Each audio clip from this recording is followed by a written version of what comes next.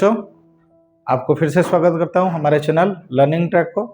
तो अबे जल्दी बोल, कल सुबह पनवेल निकल। अभी तक हमने 2-3 वीडियोस अपलोड कर चुके हैं। आप लोगों का प्यार और बहुत सारे रेस्पॉन्स देख के, जैसे कि सारे कमेंट्स वगैरह आ रहे हैं कि सर ये सारे वीडियोस क्यों नहीं अपलोड किए। आप लोग का प्यार से मुझे और सारे वीडियोस करने के लिए इंस्पिरेशन मिल रहा है। मैं आज और एक नया टॉपिक पढ़ाने वाला हूँ, एक नया चैप्टर। तो चैप्टर शुरू करने वाले हैं हमने पॉलिनोमियल। तो पॉलिनोमियल चैप्टर शुरू करने से पहले मैं आपको वही फिर से बता देना चाह रहा हूँ कि मैथमेटिक्स का जो डर है ये आप दिमाग से निकाल दीजिए। मेरे साथ है तो मैथ्स का डर आप दिमाग से निकाल दीजिए। इतने ईजी तरीके से समझाऊंगा कि आपका मैथ्स जो है पूरा चुटकी में आप चैप्टर समझ जाएंगे। उतना इसको खींच के बहुत बड़ा नहीं करना है, आपको सिंपल वे से चैप्टर समझना है, ठीक है। तो हम आज पढ़ाएंगे पॉलिनोमियल, ठीक है। अभी मजा आएगा ना भिड़ो। पॉलिनोमियल ये जो है चैप्टर 2 मैथ्स का 10 क्लास का चैप्टर 2 है। और ये पॉलिनोमियल चैप्टर आज आप 10th में नहीं, क्लास 9 में भी पढ़े, क्लास 8 में भी पढ़े और इसको क्लास 7 से ही आपके सिलेबस में आ जा रहा है। बट ये चैप्टर जो है बहुत ईजी है और इसमें से 2-4 मार्क का क्वेश्चन आता है, 4 या 5 मार्क का क्वेश्चन आ जाता है। तो ये क्वेश्चन बहुत ईजी तरीके से मैं आपको समझाऊंगा ये चैप्टर है क्या, किसके लिए चैप्टर है, तो आप लोग पहले समझ जाओ। अभी मजा आएगा ना भिड़ो। तो पॉलिनोमियल्स है क्या? पॉलिनोमियल्स जो है मोनोमियल्स का कॉम्बिनेशन, बहुत सारे मोनोमियल्स का कॉम्बिनेशन। और मोनोमियल के बारे में आप लोग जानते हैं मोनोमियल्स क्या होता है। मोनोमियल्स होता है एक टर्म, जैसे कि जिसमें वेरिएबल रहता है, कांस्टेंट रहता है और उसके साथ पावर भी रह सकता है, ठीक है।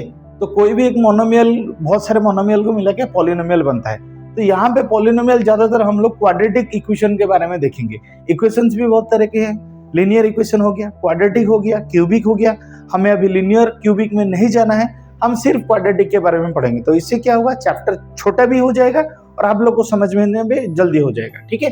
देखिए तो ax² plus bx plus c is equal to 0, ये जो है ये क्या है, एक क्वाड्रेटिक पॉलिनोमियल है। समझ में आया? क्वाड्रेटिक किसे बोला जाता है? जिसका डिग्री 2 होता है।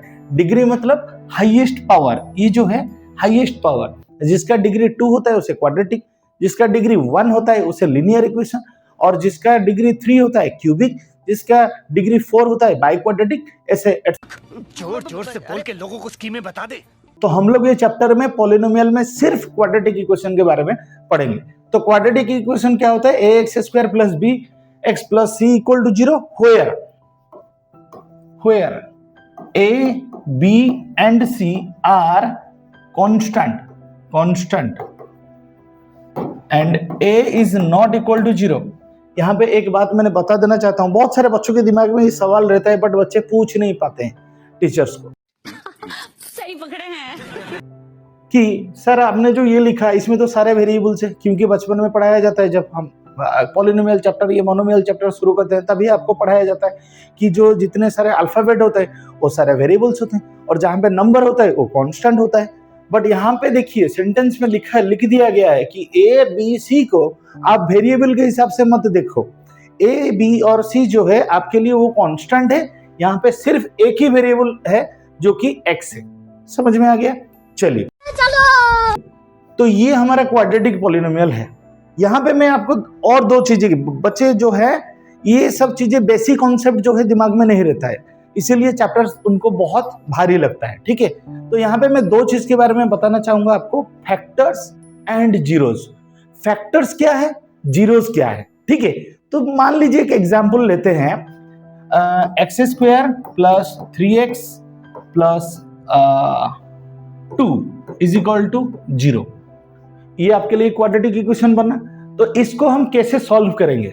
इसको हम आप लोग क्लास 9 में भी करके आ चुके हैं, क्लास 8 में भी करके आ चुके हैं, मिडिल टर्म स्प्लिट अप।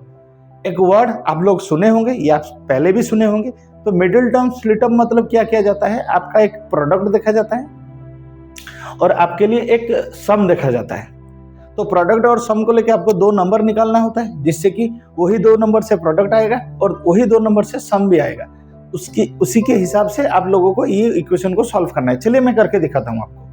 मान लीजिए यहाँ पे प्रोडक्ट कितना है, सम कितना है। प्रोडक्ट हमेशा एक चीज याद रखना आप लोग, ए जो होगा और सी जो होगा, ये दोनों का जो मल्टीप्लीकेशन, मतलब मान लीजिए ए इंटू सी का जो होगा वैल्यू वही होता है प्रोडक्ट। तो यहाँ पे 2 इंटू 1 जो कि है 2 है, प्रोडक्ट कितना है 2 है।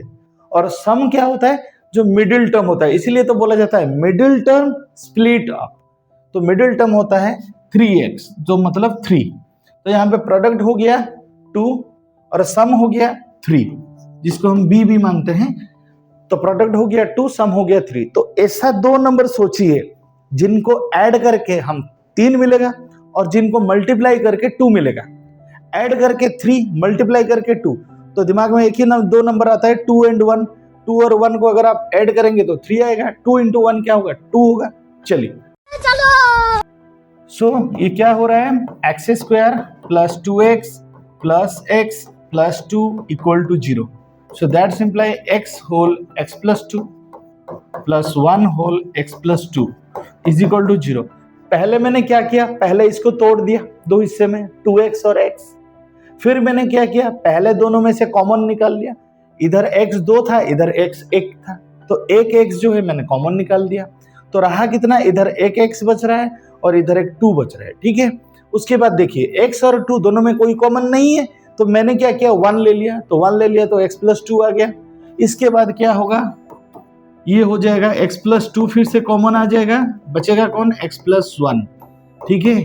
तो यहाँ पे एक चीज देखिए, यहाँ पे जो x प्लस 2 x प्लस 1 है, ये क्या है, ये पॉलिनोमियल के फैक्टर्स है। क्या है, पॉलिनोमियल के फैक्टर्स है, ठीक है। जैसे कि मैं आपको बोल रहा हूँ 6 को अगर आप तोड़ेंगे 2 इंटू 3, तो हम लोग क्या बोलते हैं कि 2 जो है 6 का फैक्टर है एंड 3 जो है 6 का फैक्टर है। तो ये दोनों ये 6 के फैक्टर है। क्यों, 6 को हमने तोड़ा और हमें 2 नंबर मिला 2 एंड 3। सेम टू सेम यहाँ पे भी वही हुआ। मैंने क्या, ये जो इक्वेशन है पॉलिनोमियल है, इसको मैंने तोड़ा और मुझे 2 फैक्टर मिला। इस समझ में आया, ये फैक्टर्स है, ये जीरोस नहीं है, ये फैक्टर्स है। अच्छा, जीरोस हम कहां से लाएंगे, यही फैक्टर से हम लोग जीरोस निकालेंगे।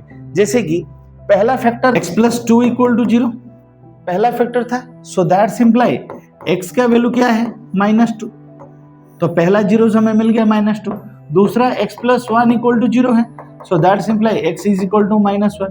बहुत बच्चे में ये भी समझ में नहीं आता कि sir x plus 2 equal to 0 कैसे लेंगे हम।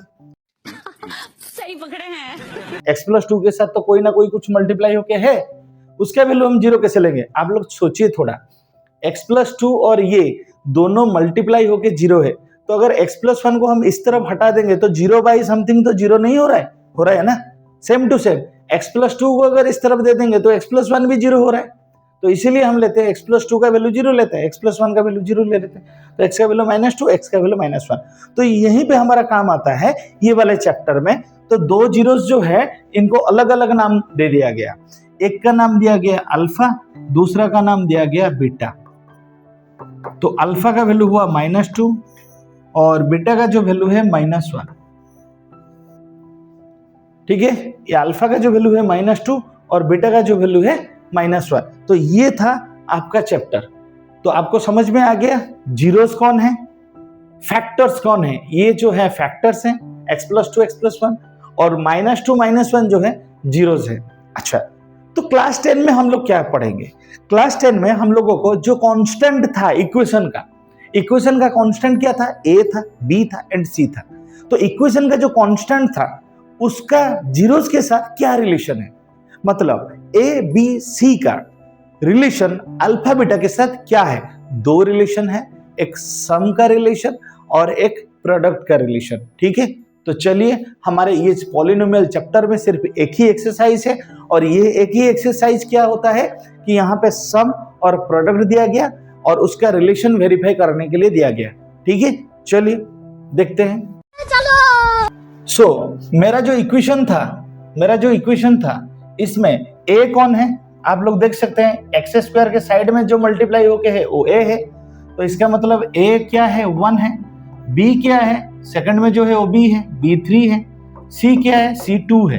तो मतलब a का वैल्यू 1, b का वैल्यू 3, c का वैल्यू 2 है और अल्फा का -2, बीटा का -1 है, ठीक है।